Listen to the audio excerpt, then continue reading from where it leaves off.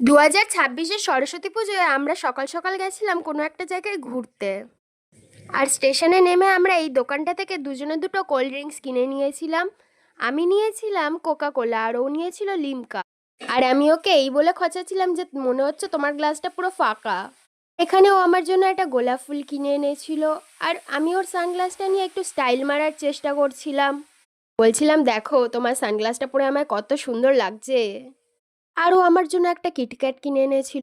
আমাদের বেরোতে লেট হয়ে গেছিল বলে আমরা সোজা চলে গেছিলাম লাঞ্চ করতে দিবাপি রেস্টুরেন্টে। আর ওখানে কত ভিড় হয়েছিল দেখলে। এখানে আমরা দুজনে নিয়ে নিয়েছিলাম দুটো মাটন বিরিয়ানি আর দুজনের দুটো কোল্ড ড্রিঙ্কস। আর ওখানকার বিরিয়ানিটা জাস্ট দারুণ খেতে ছিল। তারপর খাওয়া দাওয়া কমপ্লিট করে আমরা বেরিয়ে পড়েছিলাম বাড়ি যাওয়ার জন্য। আর খাওয়া দাওয়ার পর আমরা দুজনেই অনেক বেশি টায়ার্ড হয়ে গেছিলাম। যে একটা কাকুর কত সুন্দর ট্যালেন্ট, সে একটা মার্কার পেন দিয়ে একটা সামনে বসে থাকা মানুষকে কত সুন্দরভাবে আঁকছিল। তোমরা সরস্বতী পূজায় কে কোথায় ঘুরতে গেছিলে কমেন্টে জানাতে ভুলো না কিন্তু। টাটা।